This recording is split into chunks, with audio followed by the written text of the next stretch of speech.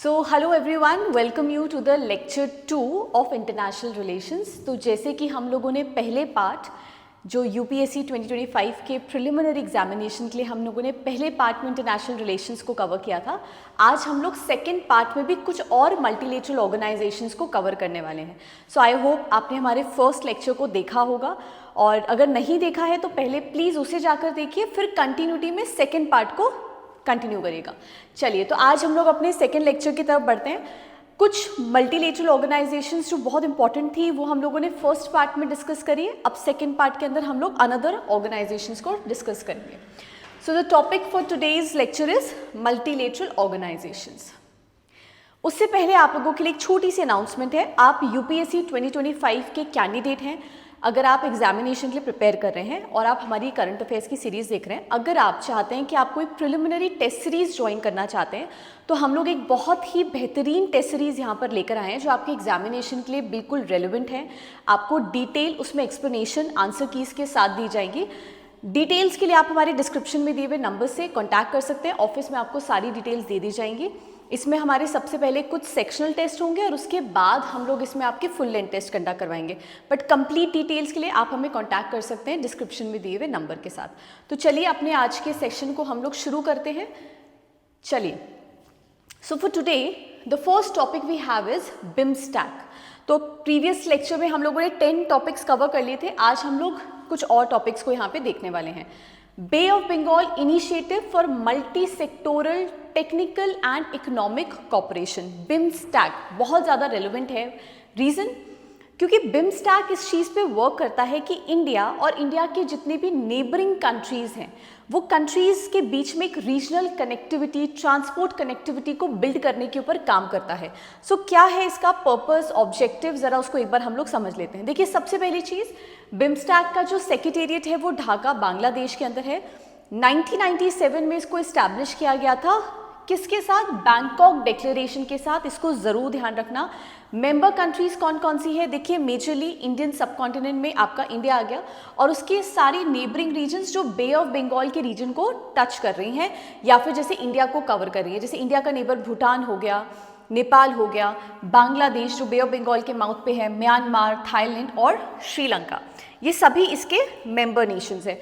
Objective क्या है? इस पूरे के पूरे बेल्ट के अंदर एक रैपिड इकोनॉमिक डेवलपमेंट को डेवलप करना, ट्रांसपोर्ट कनेक्टिविटी को डेवलप करना, और साथ ही साथ इस रीजन के अंदर पीस एंड स्टेबिलिटी को इंश्योर करने के ऊपर भी बिमस्टैक काम करता है।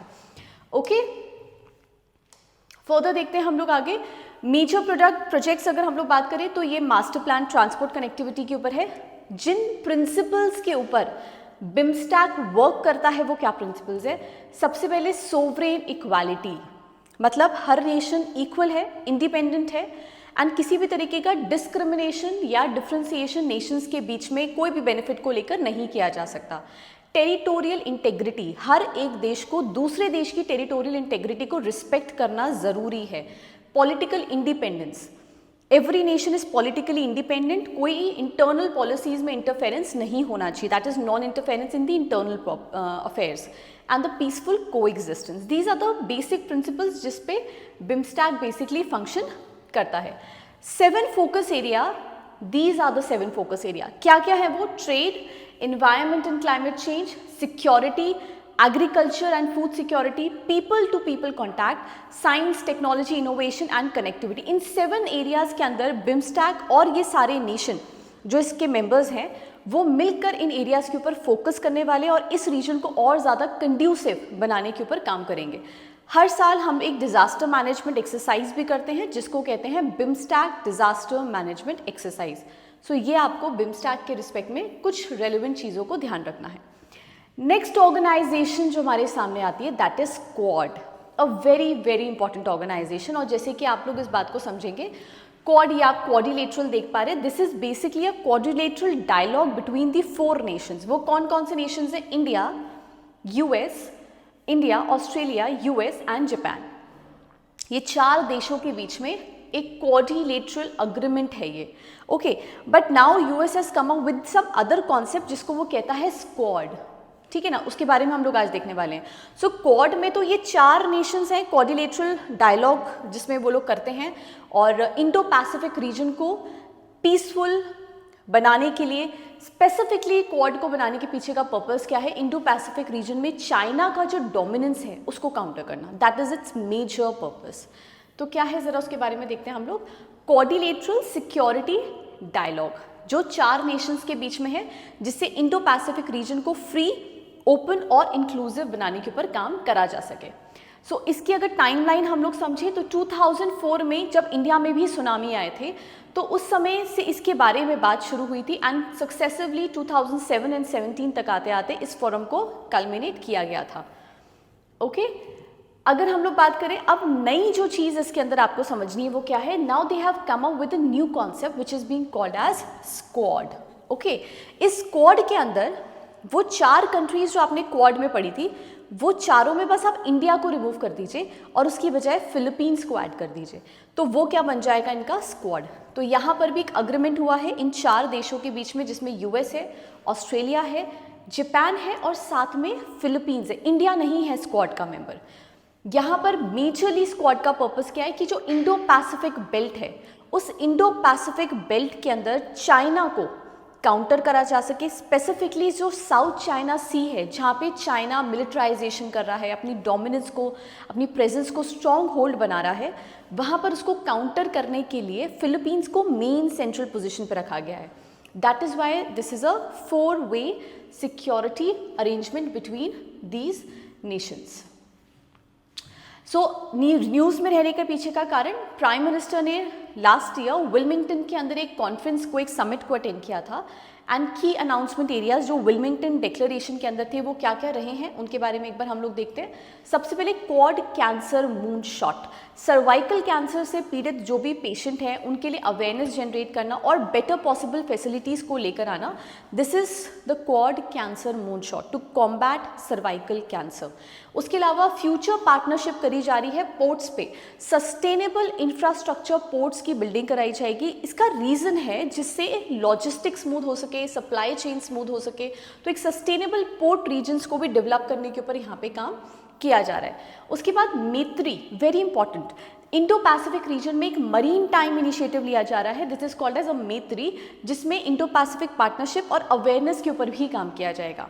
एंड 2025 में एक ऑब्जर्वर मिशन स्टार्ट किया गया है जिसको कह रहे हैं क्वाड एट सी शिप ऑब्जर्वर मिशन, जिसमें सी ग्राउंड मरीन टाइम सेफ्टी के ऊपर और इंटरऑपरेबिलिटी को एनहांस करने के ऊपर काम किया जाएगा।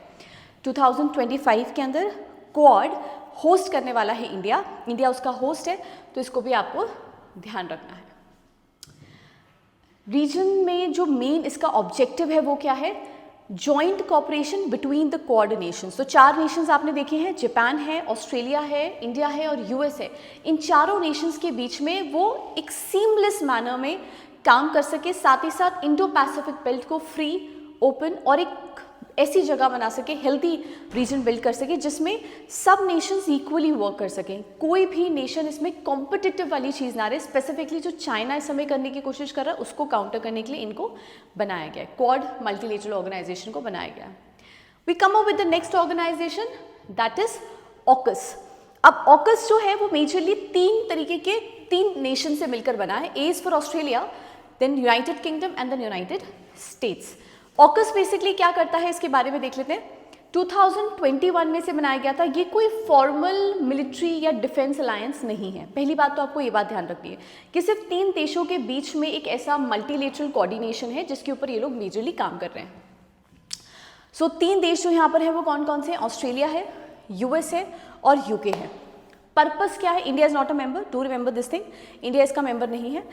पर्पस क्या है, डिफेंस कैपेबिलिटीज को एनहांस करना। स्पेसिफिकली यूके और यूएस यहाँ पर पुश प्रोवाइड करवा रहे हैं ऑस्ट्रेलिया के लिए, और ऑस्ट्रेलिया के लिए भी कैसे, यहाँ पे बेसिकली वो कन्वेंशनल न्यूक्लियर पावर्ड सबमरीन्स के ऊपर ऑस्ट्रेलिया को पावर अप करने की कोशिश कर रहे हैं जिससे उसका स्ट्रॉन्ग होल्ड हो सके in the Pacific belt. So defence capabilities में, साथ ही साथ टेक्नोलॉजिकल इंटीग्रेशन के रिस्पेक्ट में और इंडस्ट्रियल कैपेसिटी को बूस्ट करने में, तीनों नेशंस में इस चीज़ पे ऑकस वर्क करने वाला है। So again to counter China's growing influence in the Indo Pacific belt. कोई फॉर्मल मिलिट्री अलायंस नहीं है नाटो के जैसा, एक एडवांस डिफेंस टेक्नोलॉजी के ऊपर ऑकस काम करेगा और यहाँ पर एक अग्रीमेंट इन तीनों देशों के बीच में है जिसे हम कहते हैं ट्राईपार्टाइट अग्रीमेंट, जिसमें वो लोग न्यूक्लियर प्रोपल्शन इंफॉर्मेशन अग्रीमेंट के तहत एक दूसरे के साथ इंफॉर्मेशंस को शेयर करेंगे एंड स्पेसिफिकली यहाँ पर ऑस्ट्रेलिया को बैक करा जाएगा। तो जैसे आप यहाँ पे देख सकते हैं, यहाँ पे दो पिलर्स है, पिलर 1 एंड पिलर 2। ये जो पिलर 1 है उसमें यूके और यूएस ऑस्ट्रेलिया को बैक करने वाला है for the nuclear powered submarines, and pillar 2 के अंदर जो एडवांस कैपेबिलिटी, जैसे हमारे पास अगर आप देखेंगे so India already had nuclear powered submarines, but Australia को उसमें बैकिंग हम लोग अभी यूके और यूएस प्रोवाइड करवा रहे हैं उसकी फ्लीट को बनाने के लिए। पिलर 2 में अगर आप देखते हैं that is advance capability development, जिसमें मिलिट्री कैपेबिलिटी के ऊपर काम करा जाएगा, साथ ही साथ आर्टिफिशियल इंटेलिजेंस जो लेटेस्ट टेक्नोलॉजीज है, डॉन्टिंग टेक्नोलॉजीज है, उनके ऊपर भी ये नेशंस एक दूसरे के साथ मिलकर काम करने वाले हैं। For an example hi fi that is hypersonic flight test and experimentation, इसके ऊपर भी बेसिकली अपनी इंटरऑपरेबिलिटी के ऊपर वर्क करने वाले। दो पिलर्स आप ध्यान रखिएगा, how they are going to boost, these all three alliance are going to boost and they are going to work in these two pillars. तो पहला है आपका that how UK and US are going to help Australia to acquire nuclear powered submarines, okay. और दूसरा advance capability development, जिसमें वो cyber security, artificial intelligence, इन सब चीज़ों के ऊपर मिलकर काम करने वाले हैं, okay. Next organization we have is Indo Pacific economic framework for prosperity, IPEF, emerging and very much into news and काफ़ी इंपॉर्टेंट हो जाती है। 2022 में टोक्यो में ही इसको बनाया गया था by the United states. 4 pillars के ऊपर ये काम करती है। तो IPEF मेजरली अगर आप देखिए नाम क्या है, इंडो पैसिफिक, तो मतलब कहीं ना कहीं रेलेवेंस तो उसकी इंडो पैसिफिक बेल्ट के आसपास ही है। सो 4 पिलर्स के ऊपर मेजरली वो काम करती है। Number 1 they work on trade and development, number 2 they work on supply chain resilience, geopolitical tensions, disaster, climate change, इन सब चीज़ों की वजह से जो सप्लाई चेन अफेक्ट होती है उसको रेजिलियंट बनाया जाए। कस्टमर से लेकर रॉ मटेरियल से लेकर कस्टमर तक वो जो सप्लाई चेन है वो सीमलेस बनाई जाए, उसके ऊपर ये लोग वर्क करेंगे। क्लीन इकोनॉमी, मतलब क्लीन इकोनॉमी जिसमें इम्पॉर्टेंट ग्रीन टेक्नोलॉजीज़ का इस्तेमाल किया जाए, क्लीन इन्वायरमेंट रखा जाए, उसके ऊपर वर्क करा जाएगा। फेयर इकोनॉमी, अनड्यू या हम बोलेंगे किसी भी तरीके की इलीगल ट्रेड प्रैक्टिसेस नहीं होनी चाहिए, there should be a fair economy work. So India जो है वो पिलर 2 से पिलर 4 का मेंबर है। We are not the part of the pillar 1 at this point of time, we have just a observer status. 14 countries इसकी member है। आप एक बार स्लाइड को रोककर कि सारी मेंबर कंट्रीज को नोट कर सकते हैं और इनके बारे में प्लीज़ याद रखिएगा कि IPEF के अंदर कौन कौन सी मेंबर कंट्रीज हैं, ओके। नेक्स्ट इज आगे हम लोग देखते हैं, तो इंडिया ने रिसेंटली एक एक्सचेंज अग्रीमेंट साइन किया है IPEF के साथ, जिसके अंदर हमने फोकस किया है कि हम लोग क्लीन इकोनॉमी, फेयर इकोनॉमी और वो सारे मीन्स जो इंडो पैसिफिक रीजन के अंदर एक बेटर कंड्यूसिव ट्रेड को बूस्ट कर सकते हैं, सप्लाई चेन को और बेहतर बना सकते हैं, उनके ऊपर हम लोग काम करेंगे। सिग्निफिकेंस क्या है, why IPEF is significant for India? सबसे पहला, beneficial for Indian export. India के 50% ऑफ द एक्सपोर्ट जो है वो इंडो पैसिफिक बेल्ट से होकर ही जा रहा है, उसी रीजन के आसपास ही हो रहा है। तो हमारे इंडिया के एक्सपोर्ट्स जो है वो और ज़्यादा स्ट्रेंथन अप होंगे, हमें वो इंडो पैसिफिक रीजन में वो प्रेजेंस और ज़्यादा हमारी डोमिनेंट होगी। चाइना की हेगमनी, साउथ चाइना सी में भी उसकी हेगमनी, इंडो पैसिफिक बेल्ट में भी अपनी हेगमनी इस्टेब्लिश करना चाहता है। सिर्फ और सिर्फ इंडिया ही परेशान नहीं है, बाकी बहुत सारे ऐसे देश हैं जो चाइना की डोमिनेंस, उसकी पॉलिसीज से कहीं ना कहीं सहमति नहीं जाहिर करते हैं। तो उसकी हेगमनी को भी काउंटर करने के लिए this organization is going to be very much fruitful. Then collaboration for clean energy investments, okay. So clean energy investments जिसमें इस तरीके की टेक्नोलॉजीज़ का इस्तेमाल करा जाए जो हमारे ग्लोबल क्लाइमेट चेंज जो बहुत तेज़ी से रैपिडली हो रहा है उसके ऊपर काउंटर कर सके, साथ ही साथ क्लीन एनर्जी प्रैक्टिसेस का इस्तेमाल करा जा सके। Then India's leadership in the Indo Pacific region, हम इस मौके का कैसे फ़ायदा उठा सकते हैं, ग्लोबल लेवल पे इंडिया कैसे इंडो पैसिफिक बेल्ट में लीडर की तरह से उभर सकता है, वो भी हम लोग देखते हैं कि why this organization is significant for us. Pillar 3 अगर हम लोग बात करें, जिसमें हम बोल रहे हैं कि हम लोग क्लीन इकोनॉमी के बारे में बात करेंगे, डेफिनेटली उसमें क्लीन टेक्नोलॉजी के बारे में बात करी जाएगी। जैसे for an example automobile industry के अंदर गवर्नमेंट का भी बहुत मेजर फोकस है कि हम लोग इलेक्ट्रिकल व्हीकल्स के ऊपर फोकस करें। बहरहाल उसके अंदर हम आगे देखेंगे कि इंडिया में वो कॉन्सेप्ट कितना ज़्यादा वाइबल होगा, हमारे लिए कितना ज़्यादा फेवरेबल हो पाएगा, या कितना ज़्यादा इलेक्ट्रिकल व्हीकल्स इंडिया में सर्वाइव कर पाएंगे। That is a latest subject, but अभी के लिए उनका फोकस है कि इलेक्ट्रिकल व्हीकल्स को इंडिया में प्रमोट होना चाहिए, तो क्लीन टेक्नोलॉजी डेवलपमेंट और डिप्लॉयमेंट किया जाएगा। साथ ही साथ माइक्रो स्मॉल मीडियम एंटरप्राइजेज, जो छोटी ऑर्गेनाइजेशंस हैं, वहाँ पर उनको फंडिंग प्रोवाइड करवाई जाएगी, जिससे वो अपने बिजनेसेस में और ज़्यादा ग्रोथ पोटेंशियल को इन्हांस कर सकें। देन फेयर इकोनॉमी एग्रीमेंट, तो इन्वेस्टमेंट जो होने वाली है वो ट्रांसपेरेंट तरीके से होनी चाहिए। ट्रांसपेरेंट मीन्स के थ्रू ट्रेड प्रैक्टिसेस होनी चाहिए, एंटी करप्शन मेजर्स का इस्तेमाल करना चाहिए, और टैक्स में ट्रांसपेरेंसी होनी चाहिए। किसी भी तरीके से मनी लॉन्ड्रिंग या टैक्स इवेजन नहीं होना चाहिए। ये बेल्ट इस चीज़ को, ये 14 मेंबर कंट्रीज इस चीज़ को इंश्योर करने के ऊपर पूरा काम करेगी। Okay, so do remember this thing, it's also important. इसके अलावा IPF के क्या क्या इनिशिएटिव्स हैं, जैसे अपस्किलिंग इनिशिएटिव, जिसमें डिजिटल स्किल्स के बारे में ट्रेन किया जाएगा, प्राइमरली वुमेंस और गर्ल्स को इमर्जिंग इकोनॉमी के अंदर डिजिटल स्किल्स एंड ऐसी और टेक्नोलॉजीज जो उनके लिए कंड्यूसिव हो सकती है उनकी आगे लाइफ के अंदर, उनको स्किल्स प्रोवाइड करवाई जाएंगी। Critical mineral dialogue, mineral resources, trade flows और रिसाइकलिंग के ऊपर बेसिकली यहाँ पे काम किया जाएगा। जितने भी क्रिटिकल मिनरल्स हैं उसकी इन्फॉर्मेशन को एक्सचेंज किया जाएगा। देन कोऑपरेटिव वर्क प्रोग्राम, सो कोलैबोरेशन के अंदर बेसिकली वर्क किया जाएगा for the clean economy goals. Supply chain council, जो क्रिटिकल सप्लाई चेन्स पे वर्क करेगी। क्राइसिस रिस्पांस नेटवर्क, अगर कभी भी किसी भी तरीके के कोई क्राइसिस आते हैं तो मेंबर नेशंस कलेक्टिवली उस पर रिस्पॉन्ड करेंगे। And then the labour right advisory board, जितने मेंबर कंट्रीज में जो लेबर्स यहाँ पे काम कर रहे हैं, वर्कर्स काम कर रहे हैं, उनके राइट्स के बारे में भी यहाँ पे इंश्योर करा जाएगा। भले वो गवर्नमेंट है, वो उसको इन्हांस करने के ऊपर भी काम करेगी और उसको इंश्योर करेगी किस तरीके के ड्रॉबैक्स उन्हें ना फेस करने पड़े। ओके, सो अभी तक हम लोगों ने ये 4 ऑर्गेनाइजेशन देखी। Now we are coming to the 5th organization of today's, that is India Middle East Europe corridor, IMEC। तो जैसे आप मैप देख पा रहे हैं, India, Middle East and Europe, ये तीनों के तीनों जो रीजन्स हैं उनके बीच में कनेक्टिविटी कॉरिडोर को बिल्ड करने के ऊपर काम करा जा रहा है, जिसको कह रहे हैं India Middle East Europe economic corridor. किस तरीके से यहाँ पे व्यापार बेहतर करा जा सकता है। नाउ 2023 में G20 समिट के अंदर इसको बनाया गया था, जिसमें एशिया, यूरोप और मिडिल ईस्ट को इंटरकनेक्ट करा जाएगा। कैसे इंटरकनेक्ट करेंगे, यहाँ पर partnership for global infrastructure and investment initiative के थ्रू इसको इंटरकनेक्ट करा जाएगा। यहाँ पे रेल रोड्स बनाई जाएंगी, शिप टू रेल नेटवर्क्स की कैसे कनेक्टिविटी को बूस्ट किया जा सकता है। सो रेलवे ट्रैक्स को लगाकर या फिर शिप लाइंस को डालकर वहाँ पे वो ट्रांसपोर्ट रूट जो है उनको बनाने के ऊपर काम किया जाएगा। यहाँ पे 2 तरीके के कंपोनेंट्स हैं, one is the eastern corridor and one is the northern corridor. तो जैसे आप ये देख पा रहे हैं, दिस इज द मैप जो हमारे सामने है। ईस्टर्न कॉरिडोर में India connects India to the Arabian Gulf through the ports in India. India के पोर्ट्स मुंबई और मुंद्रा से हम UAE के पोर्ट्स फुजरा और जेबल अली पे कनेक्ट हो पाएंगे पोटेंशियली। ओके, जो यहाँ की कनेक्टिविटी को बूस्ट करेंगे एंड फर्दर यहाँ से ये फर्दर अरेबियन गल्फ से कनेक्ट हो पाएगा यूरोप के अंदर। ओके, तो Saudi Arabia, Jordan, Israel, then to Haifa and to Greece, यहाँ पे इसको कनेक्ट करा जाएगा। तो आप देखेंगे इंडिया से समान Arabian Gulf, then to Europe. ये पूरी एक रीजनल कनेक्टिविटी को यहाँ पर बूस्ट करा जाएगा for the transport and the conducive regional connectivity.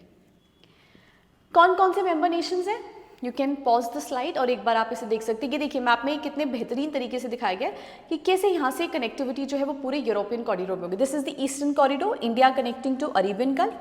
This is the northern corridor which is Arabian Gulf connecting to the Europe. Okay, चलिए next topic we have is SCO। Again बहुत important है और काफ़ी ज़्यादा news में रहा था जब S जयशंकर, हमारे जो मिनिस्ट्री ऑफ एक्सटर्नल अफेयर्स के मिनिस्टर हैं S जयशंकर जी, जब वो SCO समिट के लिए गए थे तो काफ़ी ज़्यादा ये न्यूज़ में भरा है, आपके लिए काफ़ी रेलिवेंट है। क्या है इसके बारे में जानते हैं। बीजिंग चाइना में इसके हेडक्वार्टर्स हैं। शंघाई समिट 2001 में इसको बनाया गया था बाय रशिया, चाइना, ये इसके फाउंडिंग मेंबर्स है, किर्ग Republic, Kazakhstan, Tajikistan and Uzbekistan. Okay ये 10 मेंबर्स हैं इसके, इंडिया भी इसका मेंबर है और पाकिस्तान भी इसका मेंबर है। लेटेस्ट मेंबर जो है वो बेलारूस है, 2023 में ईरान ने भी इसको ज्वाइन कर लिया है। 2015 में ऊफा में रशिया ने डिसाइड किया था कि इंडिया और पाकिस्तान को हम इसका फुल मेंबर बनाएंगे, तो इंडिया इसका मेंबर कब बना है? 2015 में ऊफा में जब इसकी समिट हुई थी उसके बाद। ऑब्जर्वर स्टेटस अभी किस किस के पास है? अफगानिस्तान और मंगोलिया के पास। किन चीज़ों के ऊपर SCO वर्क करता है, हमें पहले वो समझना है। सो ये वर्क करता है टेररिज्म के ऊपर, ये वर्क करता है सेपरेटिज्म के ऊपर, एक्सट्रीमिज्म के ऊपर, और जिसके लिए उनकी खुद की एक एक ऑर्गेनाइजेशन, इसको वो कहते हैं regional anti terrorist structure, rats के थ्रू। तो ध्यान रखिएगा कि कैसे कैसे इश्यूज को ये एड्रेस कर रहा है, टेररिज्म। ओके अब भले ही मेंबर नेशन में एक ऐसी कंट्री भी हम बोल सकते हैं जो है यहाँ पे मौजूद, जो टेररिज्म को प्रमोट कर रही है, बट स्टिल SCO जो है वो किस चीज़ के ऊपर काम करता है? वो टेररिज्म को काउंटर करने के ऊपर काम करता है कि ये पूरा रीजन जो है वो टेररिस्ट फ्री होना चाहिए, किसी भी तरीके की ऐसी घटनाएं नहीं होनी चाहिए। सेपरेटिज्म, देश के अंदर अगर दो गुट में चीज़ें बट रही हैं या डिवीजन करा जा रहा है उसके ऊपर वर्क करता है। एक्सट्रीमिज्म, किसी भी तरीके की एक्सट्रीमिस्ट एक्टिविटीज़ हो रही है उसके ऊपर वर्क करता है कि वो नहीं होना चाहिए, through their regional anti terrorist structure जो ताशकंद उज्बेकिस्तान में है।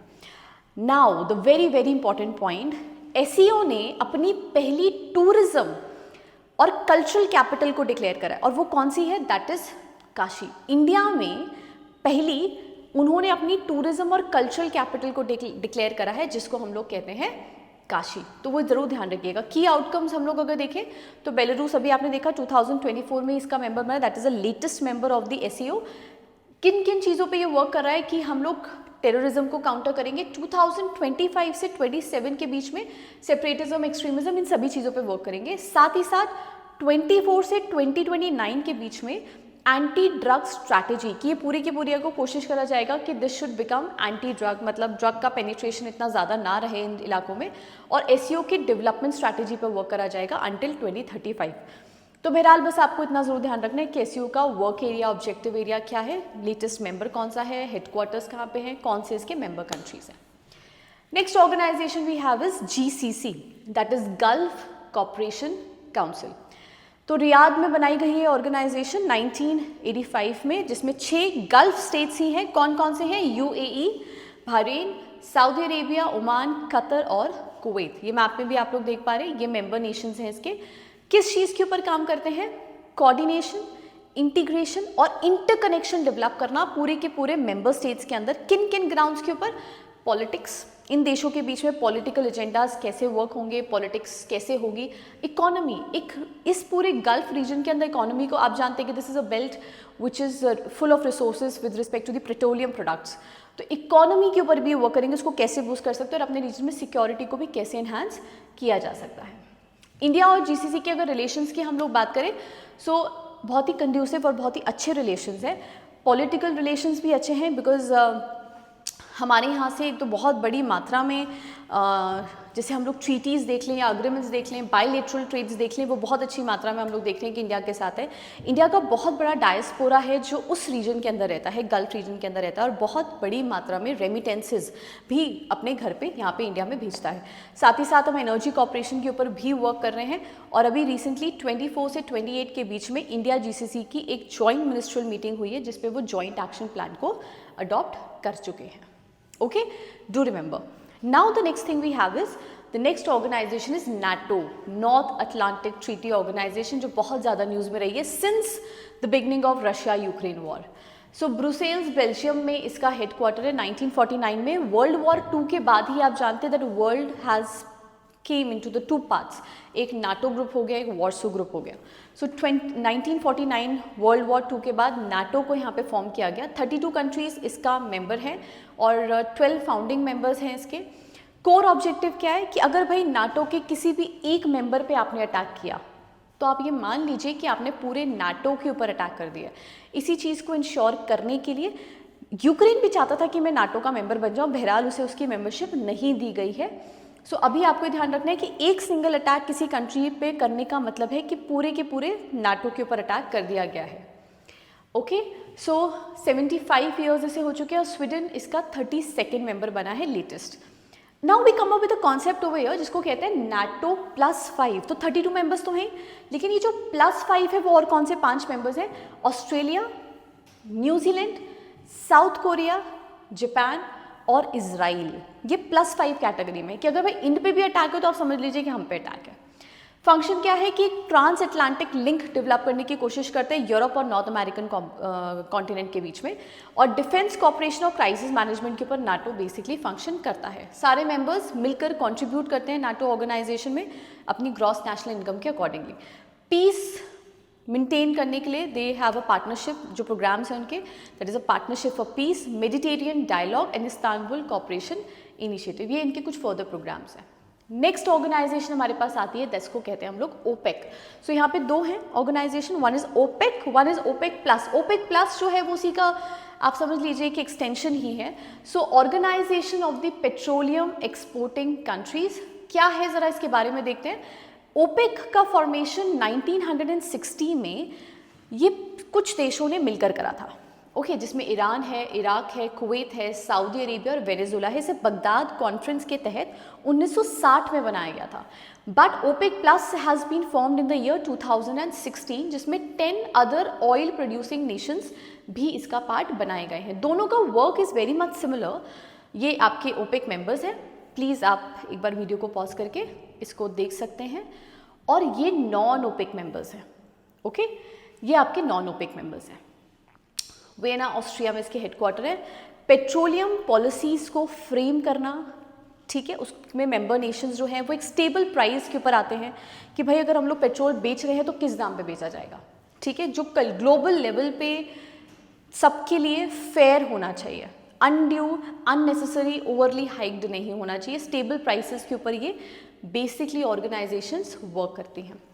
Next and the last organization for today we have is Asian Infrastructure Investment Bank। नाम से पता चल रहा है एशियन रीजन के अंदर इंफ्रास्ट्रक्चर को बूस्ट करने के लिए इस बैंक का फॉर्मेशन किया गया है।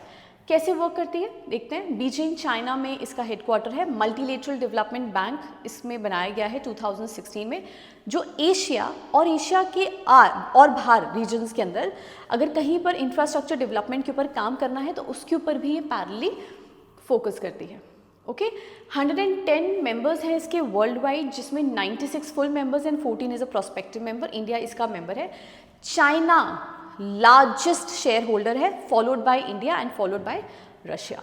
सो ये बेसिकली क्या करते हैं, they grant permanent observer status. इनको रिसेंटली 2018 में एक परमानेंट ऑब्जर्वर स्टेटस ग्रांट हुआ है। कहाँ पर? United Nations General Assembly and United Nation economic and social council के अंदर।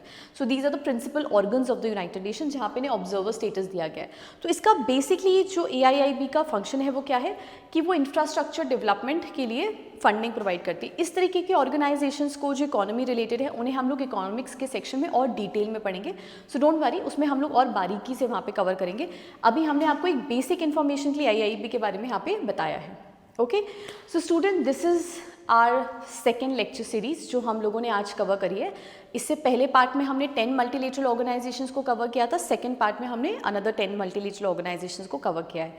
अगर आपने नहीं देखी है पहली पार्ट तो पहले आप उसे जाके देखिए, then come to the part 2, okay.